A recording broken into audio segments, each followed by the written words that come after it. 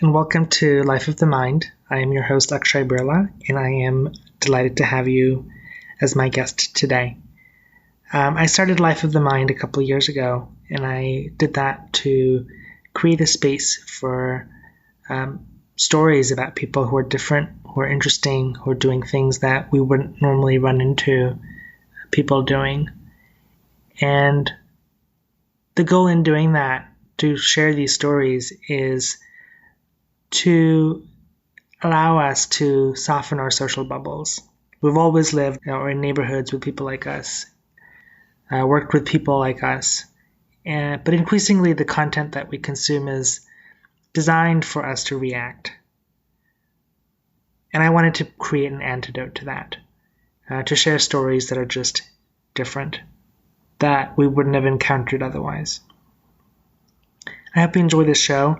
My guest today is Adam Greenberg. Adam is a Peace Corps volunteer, but has a really interesting story around volunteering and traveling, and I think you'll enjoy this conversation.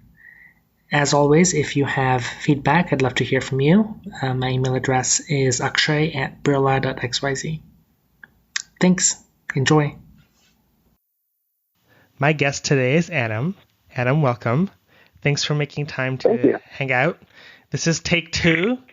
Hopefully I won't screw up the recording this time. But That's all right. Adam, do you want to start by just talking a little bit about you? Sure. My name is Adam Greenberg. I am currently speaking with you, Akshay, from Zambia, where my girlfriend and I are volunteers. And I suppose before we begin, I should just say that my experience with the Peace Corps is my own, and my opinions are my own, not necessarily Peace Corps'. So I should just throw that out there. But we're here in Zambia, and we are rural aquaculture promotion extension agents, which is a long-winded way of saying that we are fish farming teachers, essentially. We live in a remote village, and we teach people how to farm fish. The president of Zambia recently declared fish farming to be a national priority in an effort to improve nutrition and Zambia's overall development. And I feel really grateful to be here. Zambia is a wonderful country with really kind, generous, very smiley people, and they've welcomed us very warmly. Well, that's lovely. You could be an ambassador, Adam. Sir, serving in the Peace Corps, you are an ambassador. We are representatives of the United States, and that's not something that we take lightly. So, you wanted to be, I was listening to a podcast that you did previously. You wanted to be in the Peace Corps for a while. So, talk to me about how you learned about it and how you got there. Yeah, it's been a long journey, but it hasn't been rushed. One thing that I've realized in reflecting on becoming a Peace Corps volunteer now is that I've taken a lot of patience to get here, and it's been a very natural next step in the progress of my life as it's progressed through my 20s. When I graduated university in 2007, I was fortunate enough to have received a scholarship to college, so I graduated without any debt. And because I had no debt and I had been a student activist in college, I wanted to continue doing work that I found meaningful. So I said to myself, I'll join the Peace Corps. Thankfully, I didn't have to pursue making a lot of money because I didn't have this debt. So I thought, okay, I'll join the Peace Corps. And it was in my research of the Peace Corps that I learned about AmeriCorps, which is sort of like the Peace Corps' domestic cousin, whereas the Peace Corps is international. AmeriCorps only serves in the United States. And, I said to myself, before going abroad for 2 years with the Peace Corps and managing any projects alone there, perhaps I should first learn about and serve and travel within my own country, within the United States first. So I joined AmeriCorps right after university, and I'm so glad I did. It set me off on an incredible path I'm 32 now, and I'm grateful that I can look back on my 20s, and I can see that it was a debt-free decade, traveling with intention through work with meaning. And that is something that I hope that we can work to make accessible for young people, so that more young people, when they turn 30 and they reflect on their 20s, because that's what you do when you turn 30, that they could say the same for themselves. There's so much there. Let me. Yeah. I'm going to try and unpack it.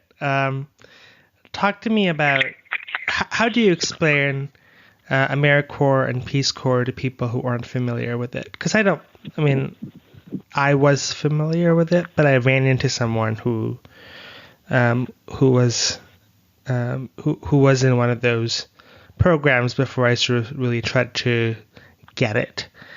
So when you're explaining it to AmeriCorps and Peace Corps to people who haven't met anybody in those programs, walk me through. Maybe you want to do one first and then the other. Sure. I guess I'll start with the Peace Corps. Peace Corps was started by John F. Kennedy, President Kennedy, in 1961, I believe it was. And it's essentially it's a national service program, or rather an international service program.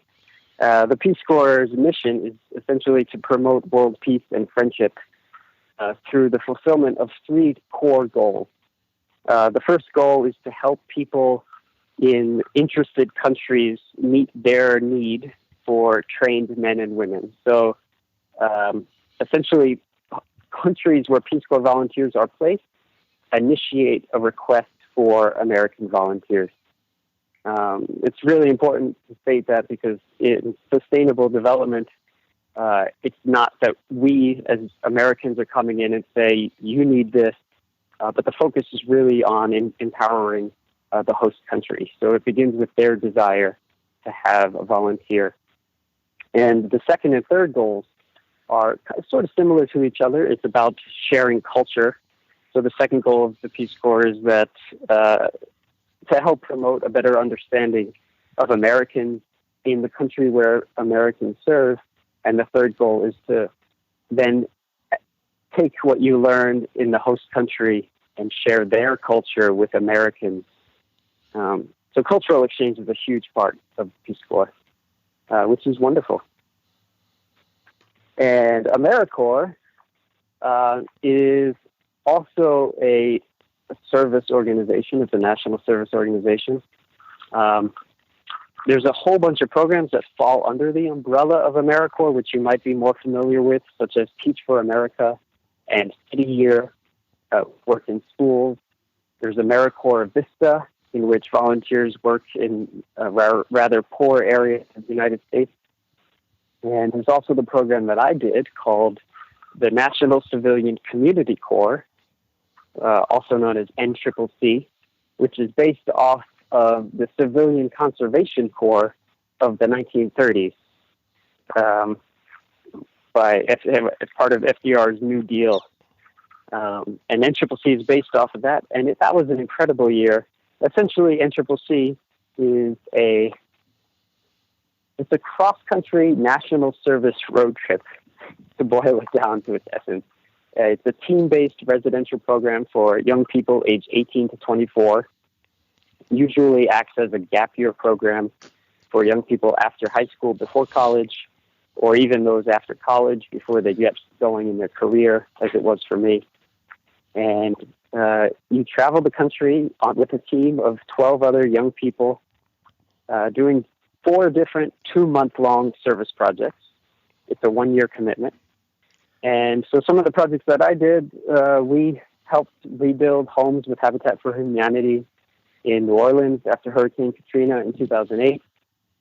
We served as student teachers in an elementary school in Biloxi, Mississippi. And we worked with a senior citizen center and did a neighborhood watch program in Great Falls, Montana. So not only are you working with other young people, gaining exposure to different nonprofits and government organizations that are doing impactful work throughout the United States, but you're also traveling, all your expenses are covered. They defer student loans and pay the interest on those loans. You earn a small stipend. There's a lot of benefits in that regard, and it's just a wonderful program that I wish more young people knew about. I think that every young person would only be so lucky to have served in AmeriCorps. And perhaps unironically, it seems that every year Congress tries to cut the budget for AmeriCorps and dual service programs. Huh. It seems like such an interesting program. It probably that experience has got to change you. Most definitely. And you've done that, more than just seeing the world, being with people who are probably different. I'm sure you don't get paired with your buddies in one of those cohorts.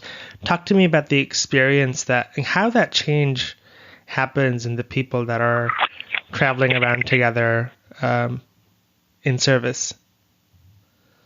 Sure. Yeah. I mean, there is a diverse group of people. I served 2 terms with AmeriCorps, first in 2007 after university. And at the time, I believe 75% of my AmeriCorps class was women, which is sort of an interesting statistic. I guess you could say that, women generally do tend to perhaps volunteer more. Maybe that's why the demographic of AmeriCorps was comprised of more females, or there was more pressure on males to perhaps not be volunteering, but to start making money. You could look at some social exploration of that. And then after President Obama was inaugurated, he implemented a plan to increase the opportunities and expand AmeriCorps, and also increase the diversity of applicants accepted into AmeriCorps. It was pretty competitive at the time. I believe only 1 in 4 applicants were accepted, because, as I said, Congress has tried to cut the budget, and so it is a competitive program. But it's good that President Obama tried to expand it, and he did. And yeah, you do travel with a diverse group of people from all over the country. Some of my best friends were from Wisconsin.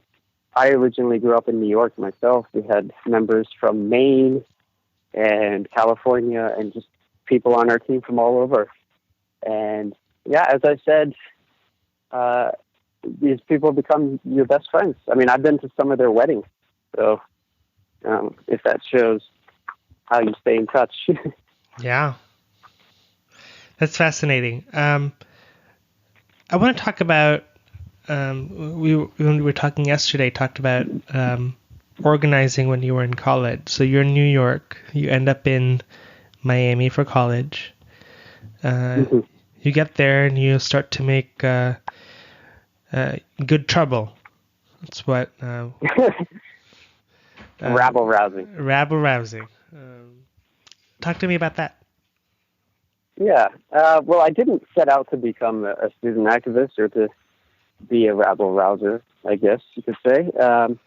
But in my junior year at the University of Miami, I found out through some conversations with some friends of mine who were also organizers, and with our campus janitors, that they wanted to form a union, and they wanted to increase, to have a living wage. At the time in 2005, I believe a living wage for a family of 4 in Miami County was something like $11.40 an hour. And there were employees at the university who were making about $6.50 per hour.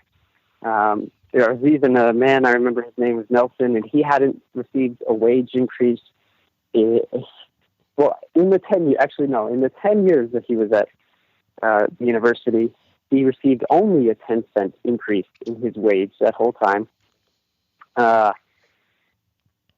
So the university contracts out the cleaning services to a company who bids for a contract. They're called Unico, the name of this company. And so the university was taking a neutral stance, saying, we don't want to get involved. This company pays the wages that they feel they want to.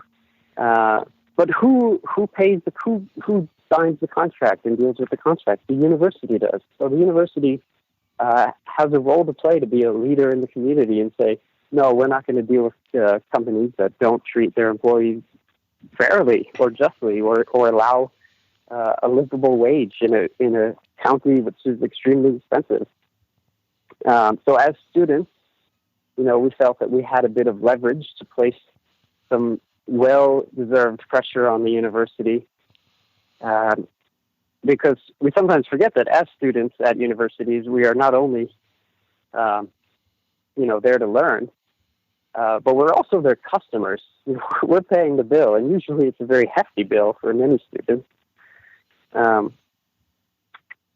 So we were in a place in which we could protest, and it was a campaign which began with a lot of discussions with the workers themselves and hearing what their desires were to form a union, and then talks with the administration or attempts to talk to the administration when they would allow us to speak with them.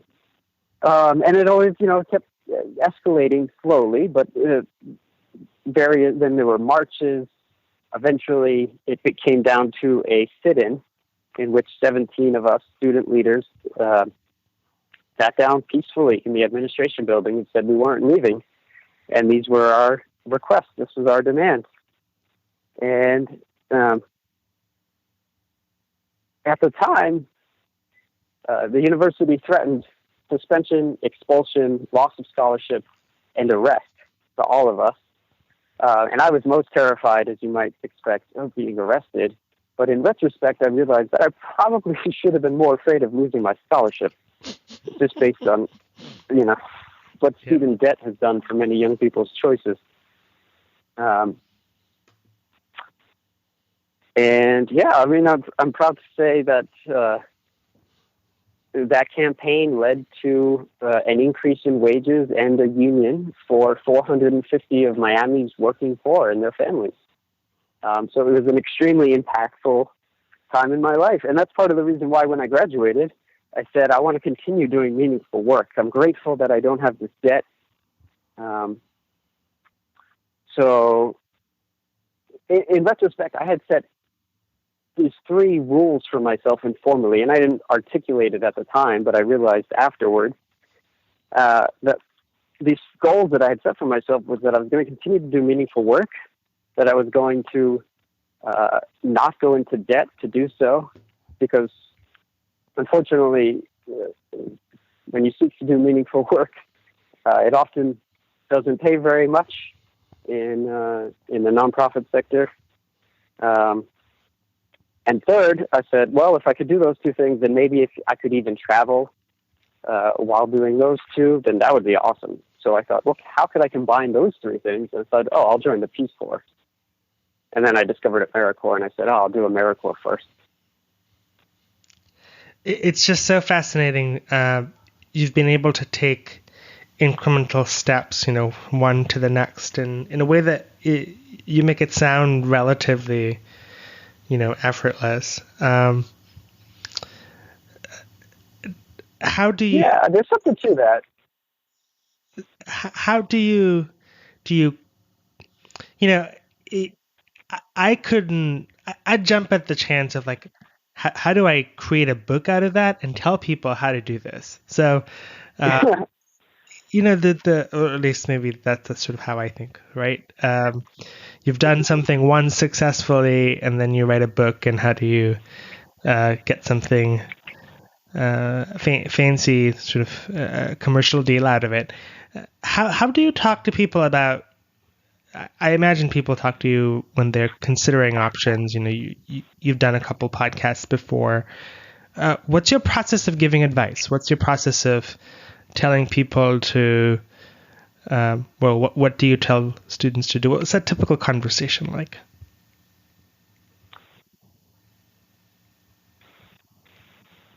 In regards to, I guess I would say that I try to listen more than I speak. And I think that's the best place that anyone can start out with, because the person who might be seeking advice is working through what their options are. I was a psychology major in college after changing majors a bunch of times, and at one point I did consider going into counseling and therapy. So that's a little bit of my wheelhouse, I would say. So number one, yeah, just listen, first of all. In regards to, you mentioned writing a book, that is something that's crossed my mind. I'm probably a better editor than I am of a writer. But, maybe one day I'll write a book. We'll see. Fascinating. So I want to talk about Zambia. I didn't know very much about it. Still don't know very much about it. Well, neither did I before I came here. Well, that's very kind of you to say. So you land into Zambia. I mean, I think you pick a country, or a country is picked for you, and then you say yay or nay, correct? Yes. In short, yes. Okay. You can list preferences, but yeah, essentially. Okay. So talk to me about your experience arriving in Zambia, what life there is like. Well, as I said, Zambians are wonderful people. They've been so warm and welcoming. As you walk down the street, everyone greets each other. It is such a stark contrast. I mean, I grew up in New York, so you could, if you know what the big city is like, people don't acknowledge each other that often. But here, everyone stops and, will often put their hands together and smile and do a little bit of like a knee bend bow. And people acknowledge each other. So there's this really warm community, which is not surprising when you come to a country that has so many issues and poverty as it does. You do often tend to find that people rally around each other because in some ways they have to. So there's a very strong community, which is lovely. In regards to Peace Corps, and when we arrive in country as volunteers, we have a very intense 3 months of training, which is taught by Peace Corps staff comprised of Americans as well as Zambian nationals.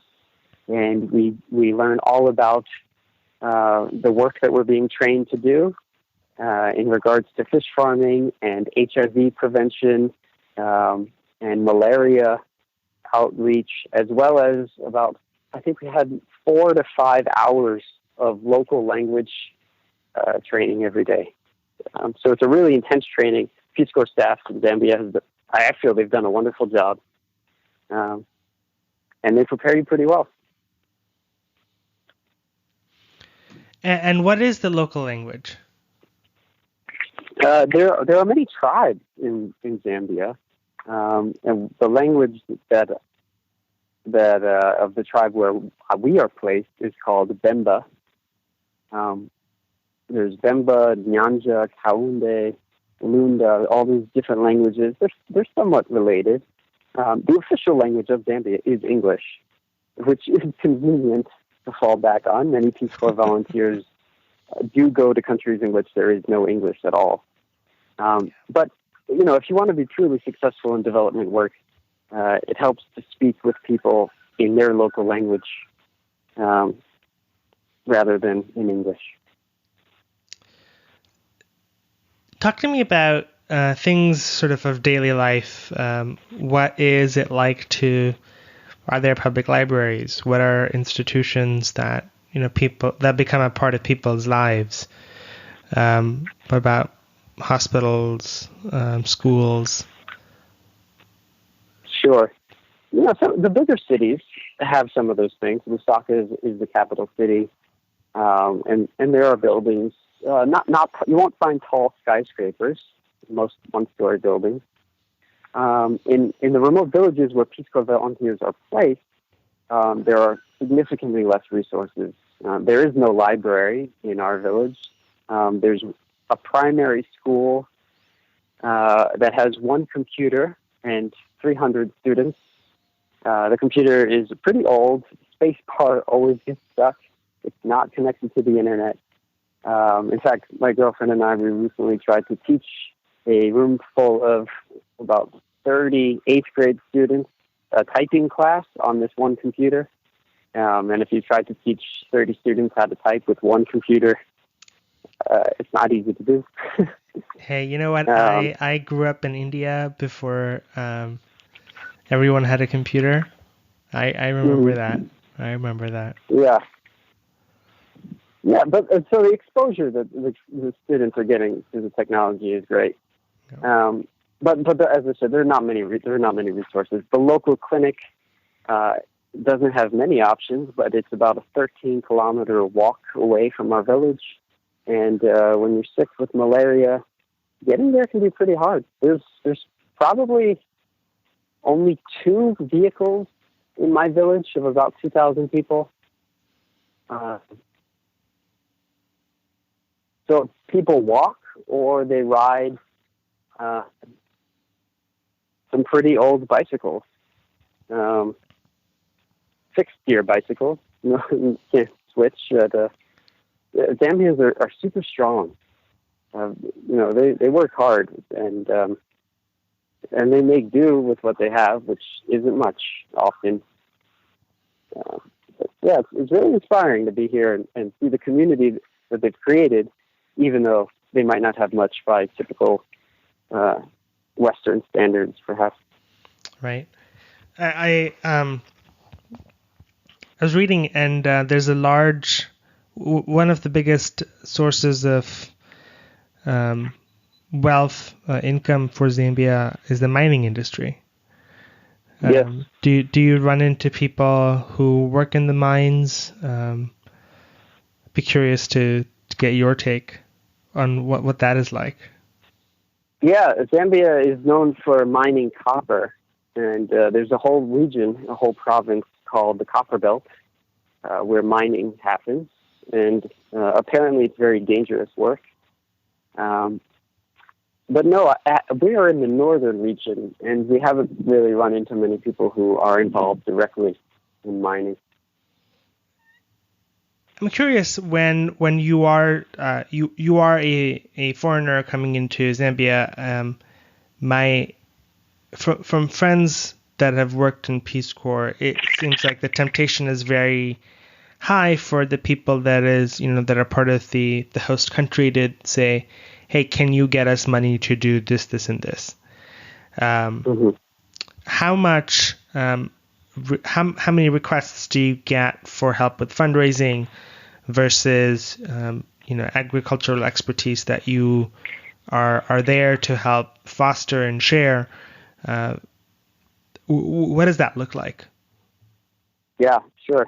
So very often we find ourselves saying, Peace Corps Taipela Indalama, Lila Pela Amano, which means Peace Corps doesn't give money, we give knowledge. A lot has been written on aid in Africa as a whole, as a continent. And I'm still learning about it myself. I'm reading The End of Poverty in the book called Dead Aid, which talks about how giving money alone, financial aid to governments often hasn't worked. But the model that the Peace Corps uses is sustainable development. It's not focused on just giving money. It's focused on empowering and teaching locals to help themselves.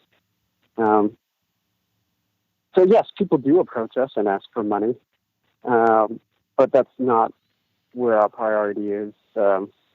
There are instances in which grants are available for certain projects, but we focus more on the knowledge to help them help themselves first. You've just arrived in Zambia a few months ago. It's a 2-year assignment. Is that right? Yeah, 27 months. What's 2 years next? with 3 months of training. Oh, got it. Got it. How do you start planning on your next thing? What is it like when you're not working? I imagine it's at least a little bit difficult because you have to be so careful about how you present yourselves. I mean, you are volunteers, ambassadors. So 2 questions, I guess. One is, what are you doing to sort of just relax and have fun and sort of unwind? And two, what are you doing? Like, how far in advance of the end of your assignment do you start to think about what's next? Sure. As far as relaxing, I mean, the work we do, I really enjoy it. And teaching people how to farm fish has been a lot of fun so far. But there are periods. I mean, there's a very long rainy season in which work slows down. So, as my understanding is, Peace Corps volunteers do have some significant downtime, and many people read. You know, when you can't work, I look forward to reading a fair bit. If we're able to have cultural program days, as they're called, in which we can take a sort of vacation to travel around the country with the intention of learning more about Zambia's culture in whatever form that may look like. But, you know, the pace of life is so different. There's a saying in Zambia that time is elastic, and that is certainly true.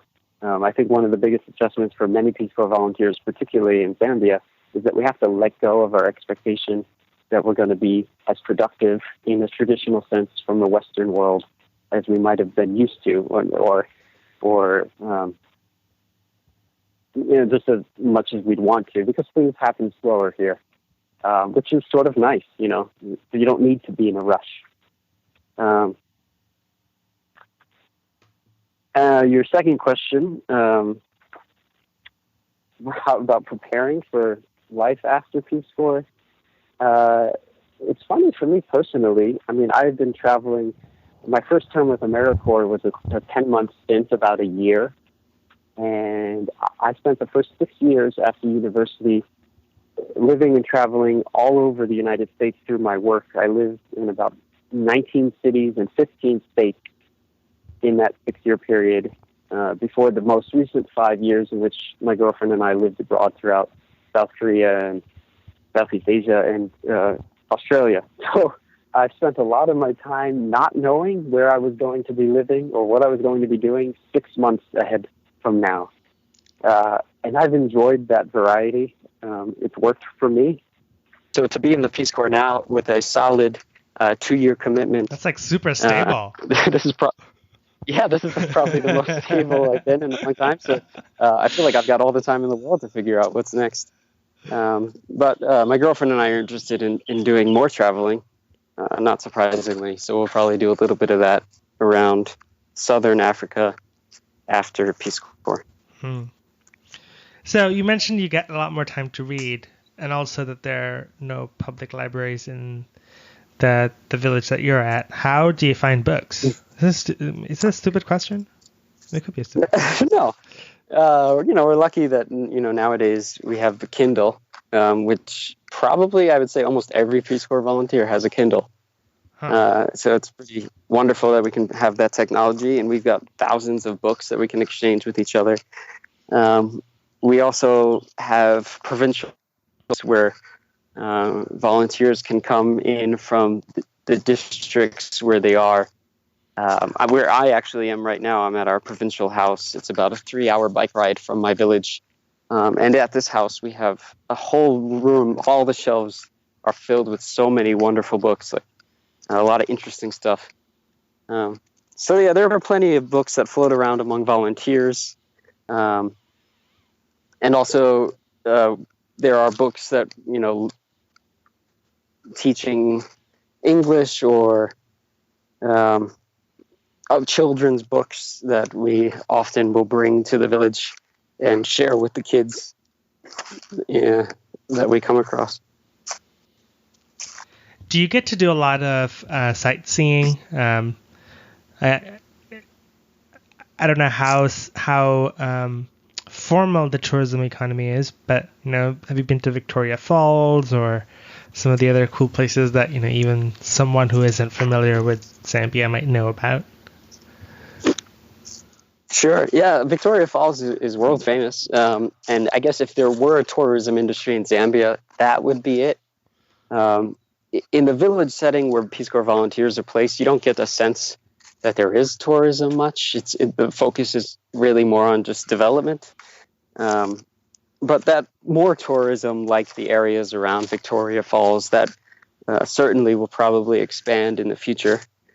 We're still pretty new here. We've only been 6 months, and we've been really focused on hitting the ground running with learning the language and getting going in our village with the fish farming work. So we haven't personally taken many vacations, but Peace Corps does provide vacation time, and it is an option. Many people can go to nearby countries, Tanzania, Malawi, or even throughout Zambia. There is other things to see. So when you're talking with friends, I would imagine that the first instinct is to lump Africa together as a country. But over time, if you explain the differences, how does that conversation change? How do your friends view Africa differently by virtue of you saying, well, it's not one country, or however you have that conversation? Yeah, and that's something that I think I would say that I might have even been quote unquote guilty of saying myself in the past, just referring to Africa as the whole continent as. I mean, I know it's not a country in itself, and there's South Africa, which is a country. But, for a lot of Americans, we're just not exposed to learning about many other countries. In the same way that it's interesting that as I've traveled throughout Asia and Australia, that they know so much about American culture. They know all about what's going on in our politics.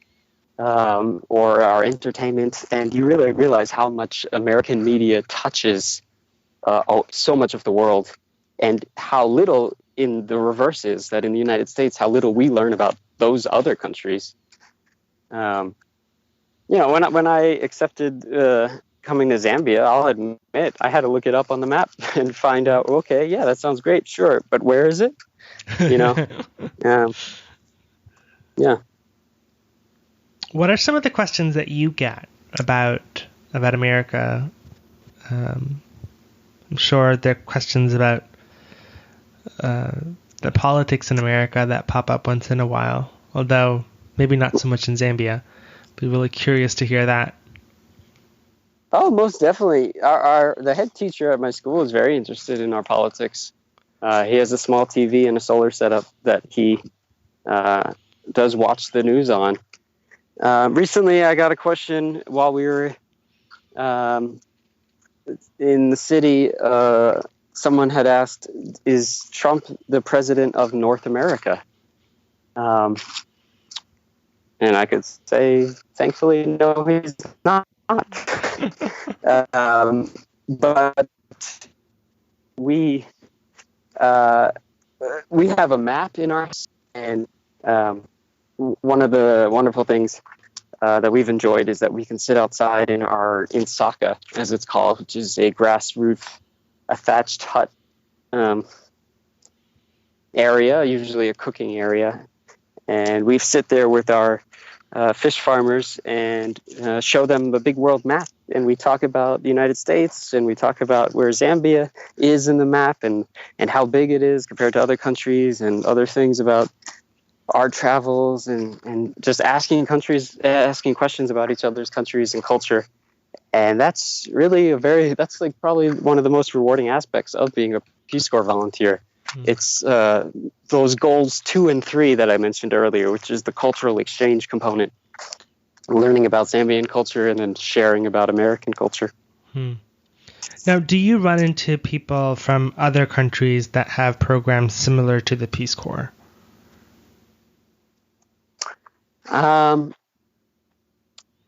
There are other aid organizations. Actually, I just listened to a podcast last week with a woman who she's a returned Peace Corps volunteer herself, and she helped start an organization called Core Africa, which is based on a Peace Corps model, but with nationals of their own countries doing their own development work throughout their own country, and also in other countries throughout Africa. I had only heard about that one recently last week, but I haven't personally run into other organizations like that. Fascinating. Well, I'll be curious if you do, because I know that a lot of different countries have some notion of sending volunteers abroad.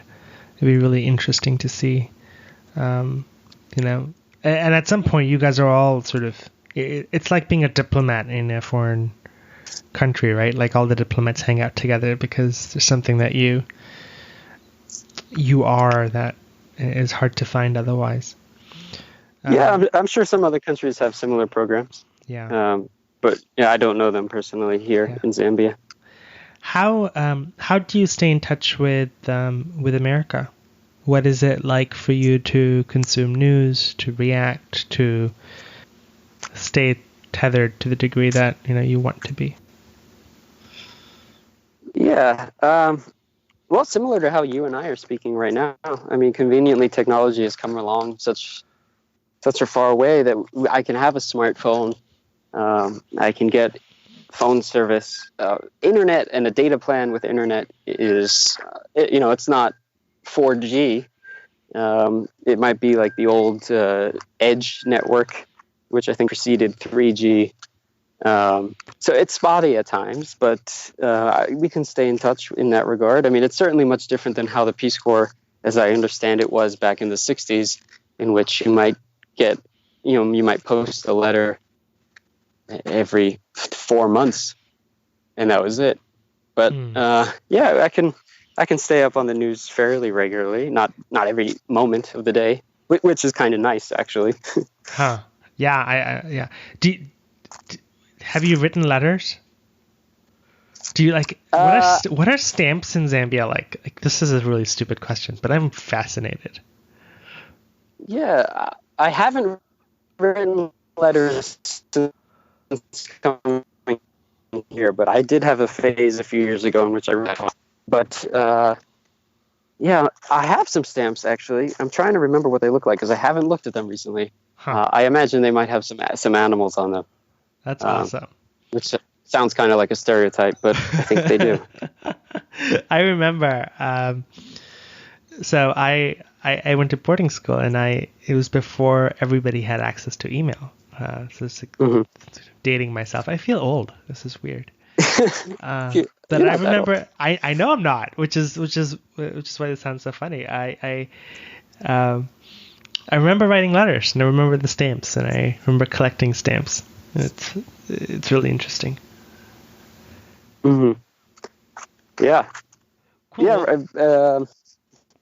Yeah, that's writing letters. A lot of volunteers still do that, but we don't have to as much anymore. I guess one thing that I would perhaps mention in regard to the Peace Corps, I've gotten asked a few times. Some of my friends have said to me, "It's awesome what you and Leanne are doing. I wish I could do something like that. I just don't feel like I could put my life on hold for 2 years." And I think that's kind of a sentiment that is not uncommon, to think of not making that much money, but going abroad and living in a village for 2 years. And I guess to that, I just have to say that couldn't be more opposite. Because, in fact, Peace Corps is actually living one's life. In fact, actually, the complete opposite, I would think, would be if you had to work a 9 to 5 or maybe even an 8 to 6 job that you weren't so into, that you didn't quite like so much, or with a 2-hour commute on either end to pay back a lot of student loan debt. That, to me, is actually the definition of putting one's life on hold, unfortunately. And that's something that far too many people do have to deal with. So I just feel so grateful to be here. And I would say to anyone who is considering serving in the Peace Corps to really consider it and look into it. Peace Corps volunteers often serve alone. My girlfriend and I are in the unique experience that we came here together as a couple, so we live and work together, which is really nice having that support. And as you get into your late 20s, 30s, you might think, oh, I'm too old for that. But no, Peace Corps has volunteers. There's no age limit. There are volunteers that are in their 70s. The average age of a Peace Corps volunteer, I think, is 27 or 28. So it's not necessarily just young people right out of college. But for anyone, I would say, who might be in a committed relationship, if you two have considered individually that the Peace Corps might have been something that you'd like to do, like, consider doing it together, because it's a different spin on the traditional Peace Corps experience, and the support and experience of doing that together is really something special, which we're enjoying immensely. So yeah, I'd say that. I've been looking at your Instagram feed, and it is gorgeous. Thank you. It doesn't feel like putting life on hold at all. No, it's not. No, yes, I feel so lucky for how we've been able to travel and do this. And that's something that we want to make accessible for more young people. And that's why, I mentioned student loan debt a fair number of times, because I feel like that is a crux of, you don't have to make a lot of money, but if you don't have so much debt as a lot of young people in this generation now do, because wages have been stagnant since the 80s and college tuition has risen at an insane exponential rate. It's not how it was for our parents in the 70s anymore. I mean, my dad could work a part-time job, pay for his tuition, room and board, books, and still have money left over for a date on Friday night. And that paradigm doesn't exist anymore for young people today. So true freedom, I feel like, is not having debt, and then recognizing that there are ways to travel and see the world affordably and also have interesting, impactful, meaningful experiences. That is so cool. I'm kind of paying attention to what you're saying, but I'm really looking at the Instagram pictures right now, and I'm like, I could see a recipe of that place or that.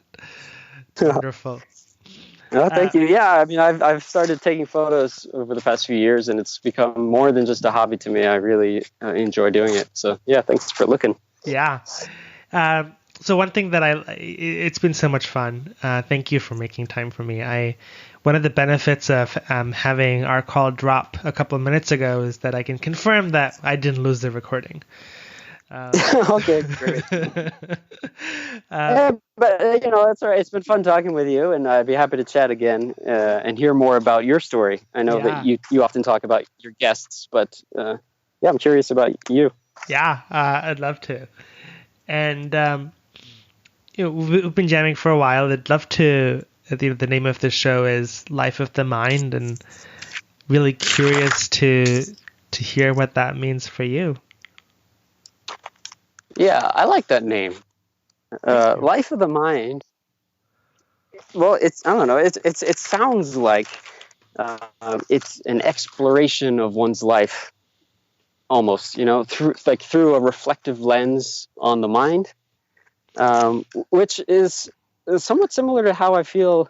What I said at the top of our call, which is the reflection that I've done on my own life in my 20s. When I turned 30, which is that I'm grateful I can say that it was a debt-free decade traveling with intention through work with meaning. And I don't think I could ask to say anything better than that. That's something I wish for every young person. So yeah, hopefully we can work to make that possible and reform higher education and get rid of student loan debt, which prevents people from making those decisions thinking that they can do just this.